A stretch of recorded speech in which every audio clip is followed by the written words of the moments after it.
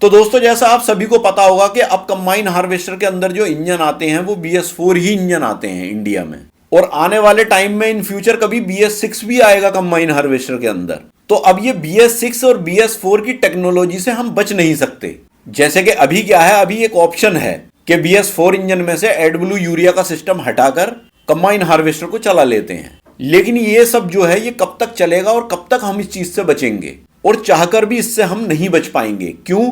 क्योंकि देखिए आने वाले टाइम में जैसे ही BS6 आएगा तो ये यूरिया सिस्टम और बाकी के सारे सिस्टम हम नहीं हटा पाएंगे, फिर सब कुछ लगा करके ही चलाना है। तो इसीलिए दोस्तों मेरा तो यही मानना है कि देखिए हमें टाइम के साथ अपने आप को अपडेट भी करना चाहिए। मतलब जैसे जैसे टाइम आगे चल रहा है हमें भी अपडेट होते रहना चाहिए। इसीलिए मैंने सोचा कि भाइयों को कंबाइन हार्वेस्टर के BS4 इंजन में जो डिजिटल मीटर आता है उसके सारे फंक्शन से रिलेटेड भी जानकारी दूं, जिससे कि छोटी मोटी प्रॉब्लम को भाई खुद से ही ठीक कर लें।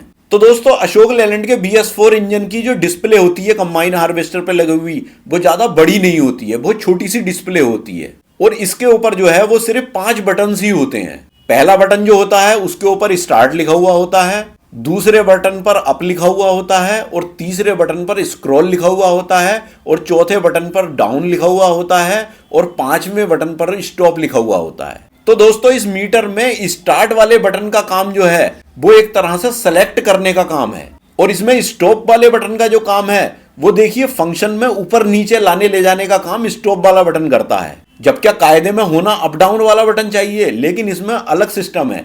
इसमें स्टॉप वाला जो बटन है वो ऊपर नीचे फंक्शन को लाने ले जाने का काम करता है। अब आप पूछोगे कि अप और डाउन वाले बटन का क्या काम है, तो देखिए अप डाउन वाले बटन का काम यह है कि एक बार अगर आपने जैसे ऑन हुआ और आपने अप दबाया, अप दबाने के बाद जैसे ही आप उसके एकदम जस्ट बाद में डाउन दबा देंगे तो सारे फंक्शन आ जाएंगे खुल करके। और जैसे कि आप स्क्रॉल बटन को जानते होंगे, स्क्रॉल का मतलब क्या होता है?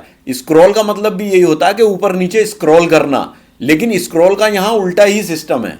स्क्रॉल से यहां क्या होता है, स्क्रॉल से यहां स्क्रीन चेंज होती है। जैसे मतलब पहली स्क्रीन पर कुछ आया, स्क्रॉल दबा देंगे दूसरी स्क्रीन पर चले जाएंगे, फिर तीसरी स्क्रीन पर चले जाएंगे, ऐसे स्क्रीन चेंज होती है स्क्रॉल से।